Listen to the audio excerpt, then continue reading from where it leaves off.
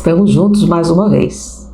E hoje eu vou dividir com vocês um clássico essencial, qualquer biblioteca que preze pela sua excelência. Esse livro é O Tao da Física, de Fritjof Capra. É um livro muito importante. Eu procuro assistir, eu leio os comentários e as pessoas falam muito a física e muita bobajada física. Inclusive, eu recomendei um livro sobre a gente prestar atenção na linguagem e tudo mais.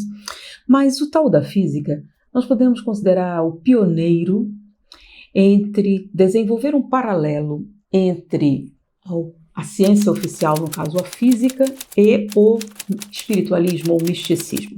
Quando a gente fala misticismo, a pessoa logo tem aquela tendência negativa de práticas mágicas. Nesse caso, o taoísmo, o hinduísmo, crenças orientais que têm referências espirituais, tá? Então, Fritjof Capra é um físico laureado, ele tem inúmeros prêmios, com a produção científica extraordinária. Eu vejo as pessoas falando mal do livro sem ter lido. E outra coisa, ele é um cientista digno desse nome, com uma produção científica inquestionável, tá? Tanto antes quanto depois do livro. Por que você está falando isso? Porque o preconceito com relação de qualquer pessoa que escreva um livro de referências espirituais e ele vivenciou isso em primeira mão, e muitas pessoas desconsideram-no como cientista porque ele escreveu esse livro. E o trabalho dele, a contribuição dele ao progresso da ciência, ao conhecimento, é inegável. Então, eu vejo alguns físicos falando mal e não produziram 1/10, 1/1000 do que Capra produziu em termos científicos. Esse livro, ele tenta fazer um paralelo entre a física moderna e o misticismo oriental, basicamente o taoísmo, tá? Então, o que esse livro traz de interessante? Ele pega conceitos físicos básicos que eu ouço muitas pessoas utilizando erroneamente. Então, se tivesse lido esse livro, não o faria. Então, a gente fala muito, por exemplo, em vibrações. E muitas pessoas usam essas palavras de maneira equivocada, sem saber o que é uma vibração, o que é uma onda, interferência. Então, ele coloca uma série de pesquisas, por exemplo, aqui, ó, padrões de ondas estacionárias numa corda, tá? Ele pega essa gravura, e aqui nós estamos falando de vibração, tá? E comparando a vibração, interferência de onda, esse outro aqui. Ó, interferência de duas ondas. E aqui ele fala sobre a linguagem, tá? Atômica, a linguagem física, sobre isso, luz, frequência eletromagnética, interferência, a interferência de uma vibração na outra. Então ele coloca todos esses conceitos físicos básicos, explica numa linguagem acessível. Olha só, é material técnico, sim, mas é do interesse, você que utiliza esse jargão, saber exatamente o que está falando. Então ele desenvolve tudo isso. Aqui, esse aqui é bem interessante. Aqui nós temos o espectro eletromagnético. Então a gente começa de raios cósmicos, raios gama, raios X, ondas luminosas, radar, ondas de rádio. Eu vejo pessoas que falam sobre cores, a influência dessa cor nisso ou naquilo. E quando elas vão explicar, elas cometem erros mais terríveis, o que tira totalmente a credibilidade do que ela está falando, porque afinal ela não sabe. E ela usa jargão para dizer que é um fenômeno científico, se ela não sabe nem do que está falando. Então o Tao da Física, ele daria pelo menos a fundamentação para falar de maneira correta. Então é um livro importante, primeiro porque ele pega justamente as coisas faladas dentro do espiritualismo e faz um paralelo entre as coisas faladas na física. Então, não está nesse livro, mas uma coisa que eu ouço muito, o peso do perispírito. E um dia a pessoa falando, eu disse assim, então o espírito sofre a ação da gravidade. Como assim? Ele pesa, o planeta atrai, ele fica preso na Terra. Não, ele flutua. Então, tem peso ou não tem peso? Porque a gente sabe, quando você vai calcular o peso, a gravidade não entra? O espírito sofre ou não a ação da gravidade? Se não sofre, então não tem peso? Porque aí a pessoa ficou confusa. Por quê? Porque ela estava confundindo conceitos da física. tá? Você está falando de densidade, ou você está falando, o peso, aquilo que você pesa na balança, mas você pesa na balança, vocês estão entendendo? São coisas da escola, mas que a pessoa usa erradamente, e quando ela vai explicar para alguém que realmente entende o assunto e ouve aquilo, assim, mas isso é maluquice. Ou seja, a pessoa está inventando, ela está usando palavras que ela não conhece de maneira equivocada para tentar explicar o inexplicável. Então, é importante, se você vai usar esse tipo de linguagem, você saber o que está falando. E se achar que não coincide, não fale. Não fale do que não sabe. Então, realmente existe muito jargão pseudocientífico, usando física quântica para justificar o injustificável, sem sentido. É verdade.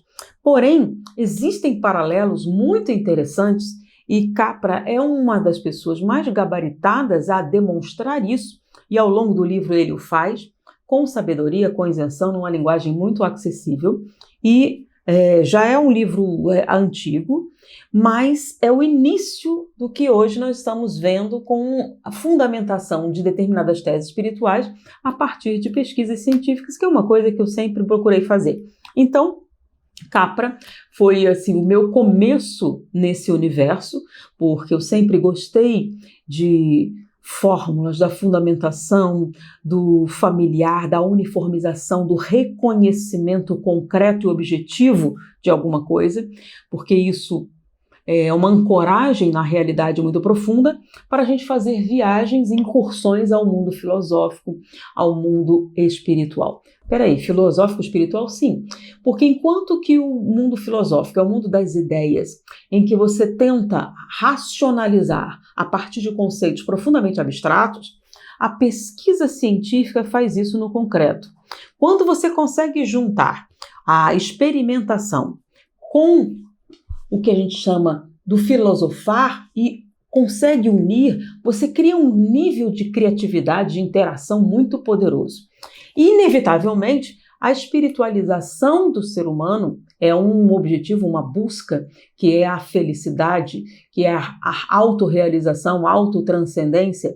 E eu, particularmente, acho que não existe uma separação nítida entre esses três aspectos da nossa humanidade, que são a realidade objetiva ou o mundo material, o mundo das ideias, da filosofia e o mundo espiritual da transcendência. Então, eu acho que o espiritismo sintetiza essas coisas, ele une esses universos, mas no momento em que você não toma conhecimento das diversas ancoragens dessa tese, você se perde na fantasia. Aí você, em vez de construir uma realidade objetiva e espiritual, você destrói tudo isso em troca de chamados ritos mágicos, que é uma realidade fantástica. Peraí, como assim realidade fantástica? Sim, é uma realidade individual sem nenhuma ancoragem no que a gente chama de realidade objetiva.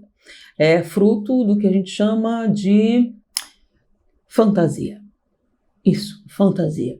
Folclore, histórias míticas e rituais mágicos. O que você diz de rituais mágicos? São rituais que não têm nenhuma ancoragem em nenhuma fundamentação na realidade objetiva. Então, o tal da física tenta encontrar paralelos entre a realidade objetiva e o aspecto espiritual. E ele pega, por exemplo, culturas milenares, né? Pega o hinduísmo e algumas colocações da literatura, e que quando você traduz e coloca em paralelo com o novo jargão da física na busca da explicação da origem das coisas, da origem da matéria e de coisas em que não temos nenhum vocabulário para expressar, que começa no mundo das ideias e que vão sendo tornadas reais através de equações matemáticas e experimentações físicas feitas em laboratório. Mas tudo começa com uma ideia conceitual. E aí ele fala que essas ideias conceituais não são novas. Ele pode encontrar similar na literatura mística. Então, ele coloca aqui em vários momentos, eu não vou botar, vocês leiam o livro, onde ele fala sobre o observador e ele compara textos antigos com o que hoje ele traduziu numa linguagem mais acessível, o que seria uma tese de doutorado com relação à física das partículas. Então, quando ele lê aquilo, de maneira incompreensível e transforma em palavras mais acessíveis. E quando ele leu o texto, disse: nossa, que semelhança! E eu encontrei essa semelhança em muitas outras coisas. Existe na literatura de André Luiz, pela psicografia de Chico Xavier, uma descrição do que seria o futuro da humanidade em relação ao cérebro, que em 2009 um pesquisador transcreveu. Você poderia dizer que ele plagiou André Luiz, quando na verdade uma revelação do mundo espiritual. Então, Fritjof Capra fez isso com mestria. Você pode até não concordar com alguns aspectos do que ele fala, mas o conteúdo com relação à física é muito interessante e também importante para você que quer falar sobre vibração, interferência, coisa, etc., sem saber exatamente o que isso significa. Então, vale a pena. O Tal da Física é um livro que não pode faltar na biblioteca de alguém que quer explorar esses aspectos. É um livro introdutório, mas importante. Vale a pena. O Tal da Física, de Fritjof Capra. Olá! Que bom que você ficou até o final. Se quiser continuar assistindo a mais vídeos do canal, eu deixei essas sugestões aqui nos cards que estão aparecendo na tela. É só clicar em algum deles e continuar assistindo. Até o próximo vídeo.